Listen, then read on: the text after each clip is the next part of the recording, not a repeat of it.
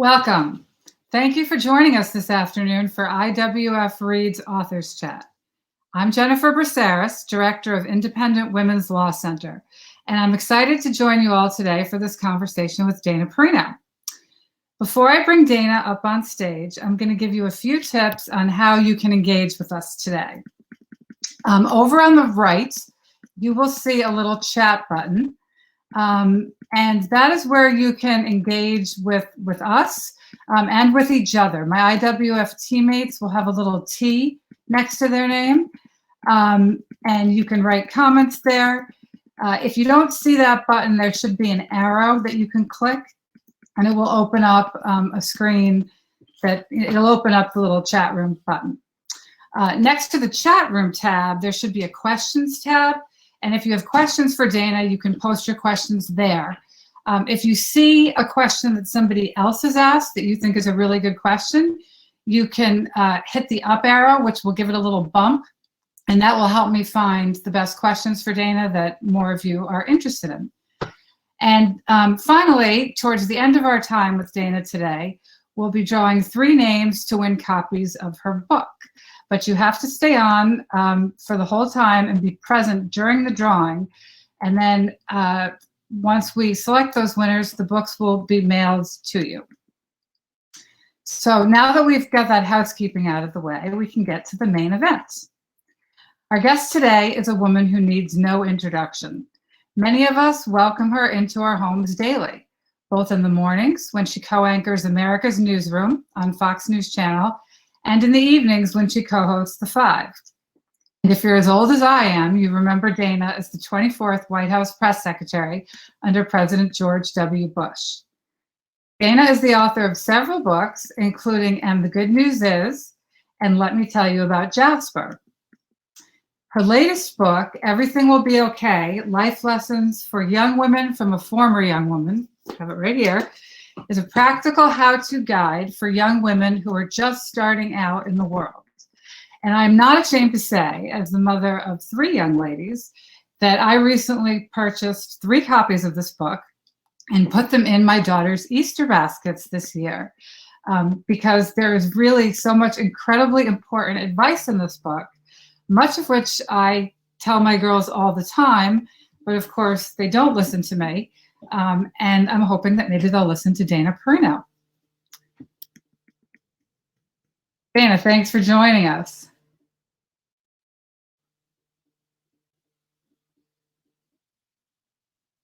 There you are.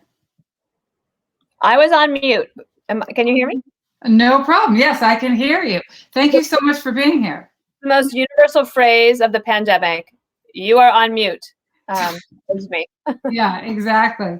Thanks for having me and for the introduction. And I'm thrilled that your daughter's got the book. Thank you. Well, now they have, well, I know at least one of them has read it, and I think she's watching now. Hopefully the others will read it as well, because there's some incredible advice in here. Thank you. One of the first things that jumped out at me at the beginning of the book are the first 2 lessons that you impart. Read as much as you can and work on improving your writing. And yeah. I find that when I talk to my daughters, who are late teens and early 20s, they think this is very old-fashioned. They'd rather consume their information through video or social media. Yeah. How do you explain to them the importance of these skills, even in today's world? It's, it's an interesting thing. I actually think that one of my, I would say, like, not that where I fall short, I don't watch enough TV or videos to keep up with all the things that they're talking about. I think what I would say to them is, all I can do is speak on my behalf, right? And you can take Jennifer's advice or my advice and leave it. But I did become the White House press secretary. I do anchor 2 programs here at Fox News. I am on election coverage. And what I'm doing right now in my life is what I wanted to be a local news anchor for a big metropolitan city. That was what my goal was when I was going to go to college. But the fact that I'm doing now, even beyond, way beyond what I ever dreamed of, I can attribute that to one particular thing. And it is that partly because I had a little bit of a education inferiority complex, especially when I went to Washington, D.C. I was a scholarship student at the University of Southern Colorado in Pueblo, Colorado. I was on the speech team, which paid my tuition. And then imagine, I get to the White House and not everybody, but most people were from an Ivy League school or something really much more prestigious than where I went. And I was a good reader anyway, but I worked on Capitol Hill in 1995 for one congressman for 5 weeks, and then I got promoted to press secretary like right after that. But that first congressman, I remember he came over to the desk. When you work on the Hill and you just are answering phones because you're a staff assistant, like literally you don't even answer the questions. You only answer the phone and take a message and give a tour of the Capitol to the constituents. And I love that job. But one day the Wall Street Journal was on the desk and he came to me and he said, "You see this right here, Review and Outlook and the columns?" He said, "I recommend that you read this every single day. And it will make you smarter. It will make you more informed. You will be much better at anything you do in your life." So I was like, well, with advice like that, I guess I better start. And I loved reading. My dad started this tradition with me when I was in 3rd grade. I had to read the Rocky Mountain News and the Denver Post before he got home from work and be prepared to discuss 2 articles that I had picked out before dinner. So now you're seeing a pattern, like this sort of happens. Well, to this day, I have read the Wall Street Journal every single day, but then I also added other reading from all sorts of places. And now with Substack, I probably get too many newsletters, right? But I'm loving it. And I will tell you this, I would make sure, because I was either wanting to be at par, with my peers at the White House, or because I was going to be in the White House briefing room or on television, there was one thing that would make me feel like I was powerful, and that was to be the most well-read person in the room.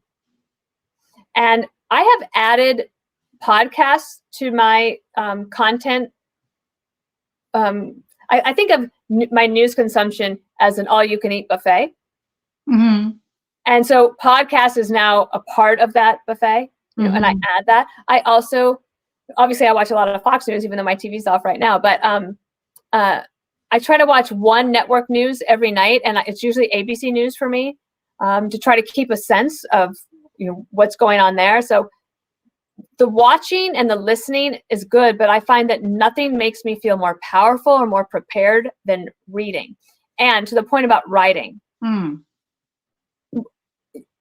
I went to graduate school, we went to our first class for this very small journalism program, the public affairs reporting program. There were 18 of us, and we all had to take a journalism writing class. So we walked in there our first day, and Jennifer, we thought, we were like, we already know how to write. All right, we already know what we're doing. Well, all of us failed our first assignment. Wow. And then we started getting better at writing. And then when I worked on Capitol Hill, the chief of staff, Holly Probst, she makes me a better writer. Then I'm working for the president, and you got to write for the president, and that will make you a better writer. And then you write your own books, and you're constantly revising. And I think that I will just say that for your daughters, if they want to know what sets apart a potential employee to me or an applicant, what sets somebody apart on a competitive level, to me, attitude and ability to write. And I think part of that attitude also is knowing how to take a critique of your writing, right? So if a boss or somebody sends you something back that's marked up and has all sorts of red ink on it, they're not telling you that this sucks. They're just trying to help you make it as strong as it can possibly be. Well, there's that new documentary about Ernest Hemingway. Oh, right. It's on PBS, and Ken Burns did it. And I love Hemingway's writing. And of course, that's fiction. When you think, well, why would that matter to somebody working in news? Well, he started in news, and he started at the Kansas City Star. And his editor was very adamant about fewer adjectives, more action. And if you read Hemingway, it's super clean. And actually, people all across, all the writers in America, ever since then, have been trying to imitate his style. Right. And for email communication, which is so important at the office, it's like the old business letter, really. What sets apart somebody that's going to succeed from others in the workplace? That I definitely think, just for as old-fashioned as we might be, the writing matters so much. Right.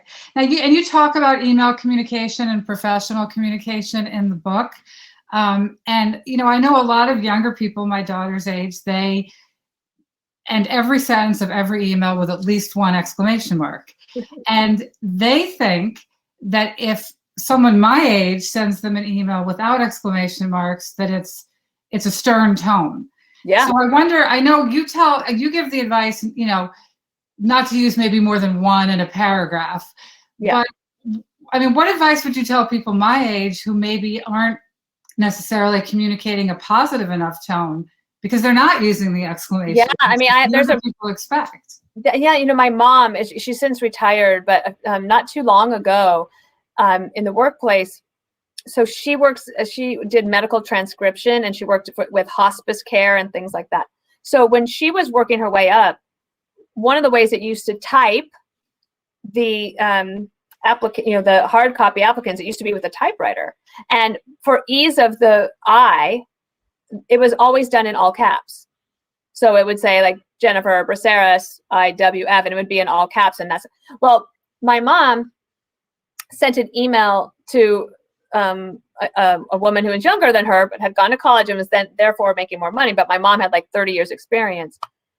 Well, it was in all caps.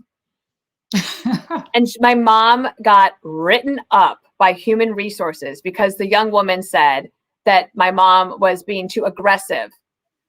Or she was yelling at her. It was just a miscommunication, and I'm like, wow, if your first instinct is to go to HR to get somebody in trouble for something like that, you got a big problem. But I do think that this email communication thing is interesting. I think about that too with myself. When I worked at the White House, sometimes I would come home, and if I would be in a mood, my husband would say, "Don't use your White House voice with me." And sometimes I can feel like, I can have White House voice tone in an email if I need to. I typically don't anymore. I'm pretty chill, but I think that I don't think that we need to adapt. I think that younger people need to adapt to us in the workplace. I just do. Now, that doesn't mean I'm not a nurturing person, even though the book I think is pretty cut and dried and saying here's what you need to do. And you can take or leave the advice, but I'm not going to hold your hand through absolutely everything. I'm going to tell you that everything will be okay, but it takes a heck of a lot of work, and learning how to communicate well is one of them.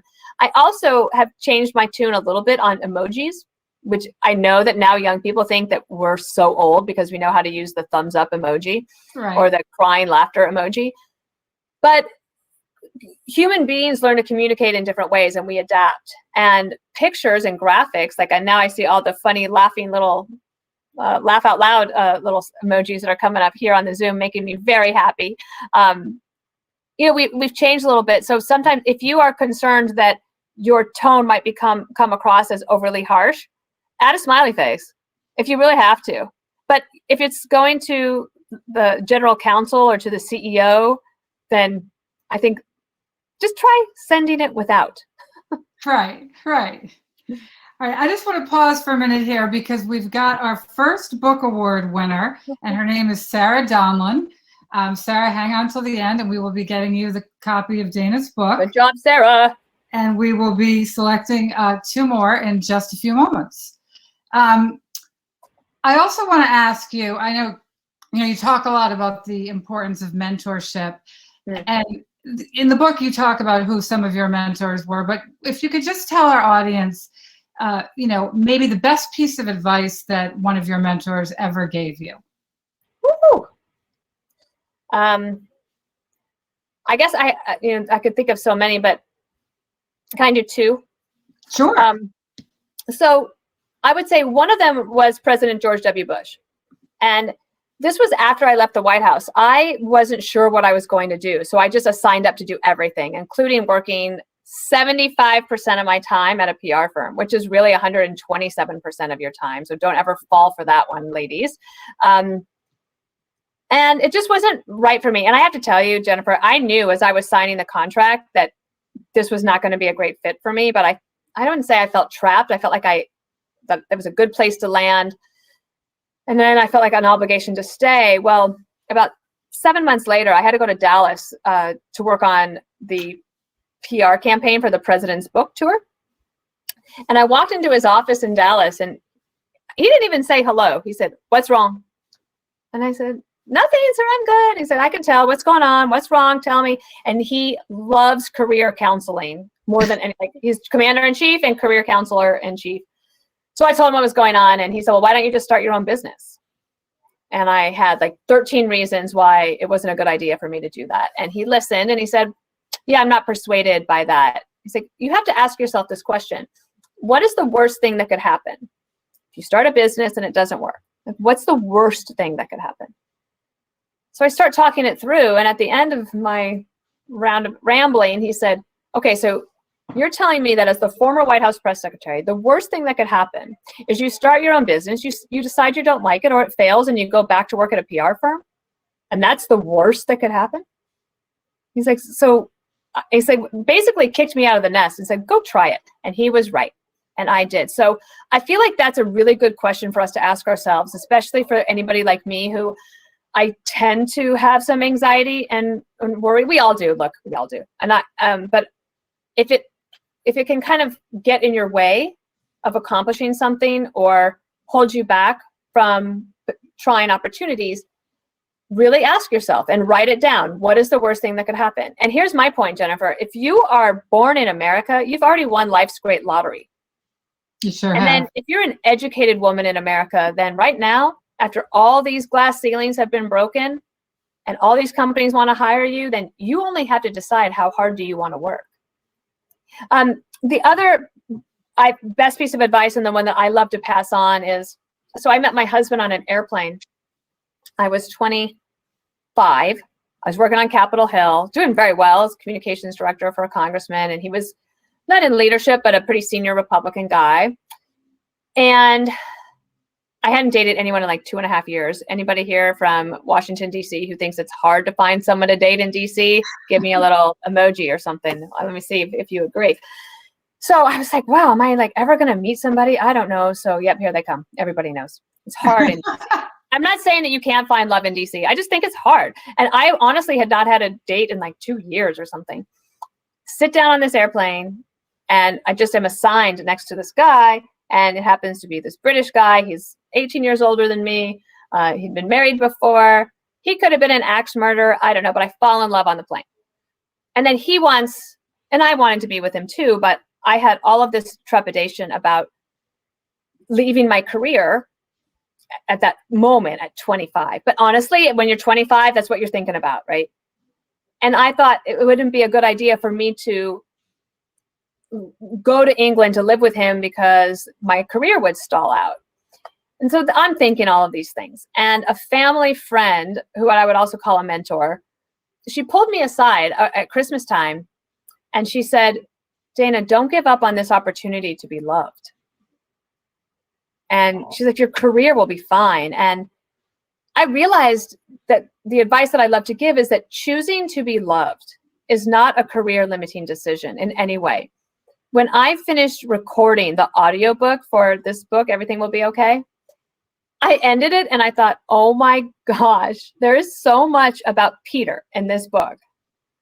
And none of what I've done truly would have been possible without him, or as much fun. I tell this story about how one time I got kicked out of the Oval Office, even though it wasn't my fault. I'd been on the job 3 days. I don't even think the president knew my name. He had a miscommunication with the communications director. And of course, the president won, and he didn't want to do the interview. So he looked at me and he said, "Therefore, she doesn't need to be here." And then he went like this.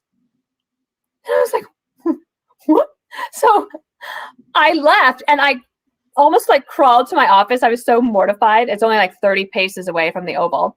And I closed the door behind me. It was like a pocket door. And I called Peter, and I was very tearful. And I said, told him what happened. And he said, "Well, just think, for the rest of your life, you can say, I've been kicked out of better places than this." That's right. That's a good one. Yeah. And so he's helped me so much all along the way. I want to segue to politics a little bit, but before I Sure. do, I want to announce our second book winner, who is Mary Cabranes Slater. Hi, Good job, Mary. Mary. Congratulations. So I want to ask you a little bit about cancel culture and talk about So how hard. so many young people today are afraid to speak their mind. I know there was a poll that came out by Cato over the summer that said 62% of Americans were afraid to reveal their opinions. What is your advice to young people in the workplace, whether they work in a political Yeah. setting or not? What would you tell people who are afraid to speak out about their values or their political beliefs? So, Jennifer, this is actually the question I've been getting on my book tour that I think is the hardest one for me to answer. It usually comes from people asking about their daughters or their sons, Right. and any advice for them. I don't have children, but I work at Fox News and we cover these stories all the time. And I know how real it is. And I even think that even for myself, right, there was a little bit of that in me when I was in graduate school and working at that CBS affiliate. I actually didn't even know what media bias was, but then I saw it with my own two eyes and I felt it. Mm-hmm. And I was like, whoa, I grew up in Wyoming and Colorado, and Colorado back then. And I was like, wow, I had no idea. And I even think for me, like I pulled back a little bit, right? Because you want to fit in, you want to be a part of things. When I was around 23, when I got to Washington, D.C., I read Peggy Noonan's book, What I Saw at the Revolution. And I remember reading that and thinking, oh, I'm not crazy for thinking the way I do. Like other people think this way and have been successful and have figured it out. And so this is going to sound bad, but I do think I found my people. I was going to say my tribe, but my people. I had a great office on Capitol Hill. I had a wonderful singles group at church, and the church I went to, the Church of the Reformation, Lutheran Church, just behind the Supreme Court there. We were not a political group at all. I mean, I'm not going to say there weren't politics in church, because in Washington, D.C., you will often find that. But our singles group was just awesome. We did a lot of mountain bike riding and a lot of tutoring of young people, and we're very supportive of each other. So I had my people, and therefore I felt like I was part of a group. Now, we didn't have social media. Right. In 2015, got attacked so badly on social media, and it was very crippling. And I remember even feeling like I was in the fetal position under my desk. I was like 40, older than 40. And I thought, wow, if this is affecting me this way, what's it doing to younger people, especially teens? And it gave me a very strong appreciation for what parents are dealing with. I do write in the book about becoming a better active listener. Mm-hmm. So some of you, I don't know how old the range is here, but if you don't know this name, do look him up. It's the late Charles Krauthammer. And he was one of the most prolific writers, the most wise people I've ever known. He started as a speechwriter for Jimmy Carter, and I can't remember the exact office he worked in. Then he was a commentator, a syndicated columnist. We worked together at Fox News, and then I was the editorial director on his book, which is a collection of columns called Things That Matter. And when I was writing the book, I was thinking about what makes somebody a very persuasive speaker, or somebody who can speak their mind with an unpopular opinion, but that isn't alienating. And I thought of him. Mm-hmm. And remember, for those of you who don't know, he had been injured in an accident. So he was in a wheelchair, very limited use of one arm. And so he spent a lot of time listening. And he would think it through, and he was able to write paragraphs in his head, and he would wait, but he would actually really listen. And then his communication style was one in which you would say, wow, that is smart and not offensive, right? No, I'm not saying that things that people are saying things now that are not offensive at all, and they're getting fired from their job. But I think becoming a better listener is a really good thing to do. Also, stepping back from social media in a way that will not hurt you, but that will enhance your life, will not hurt your career. In fact, it could probably help your career. I'm not saying don't be on social media. I'm just saying that you have to be really smart about it. The last thing I would say is your most valuable asset in your life is your integrity. And you are responsible for protecting it. Nobody else can do that for you. So the last thing I guess I would say is think about some karma as well. We try on the 5 in particular to be very against cancel culture, no matter what's happening. Right. And so I think that as you start to incorporate those types of things into your thinking, you can help navigate this very tricky time that we're in.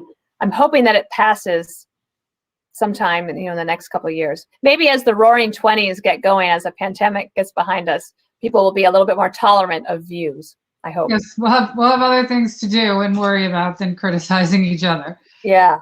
Well, thank you so much for that. That was great. I want to announce our 3rd book winner, Madeline Marks. So our winners are Sarah, Mary, and Madeline. Great. Someone from Independent Women's Forum will follow up and get copies to each of you. And Dana, thank you so much for your time. It's really an honor for us to speak with you.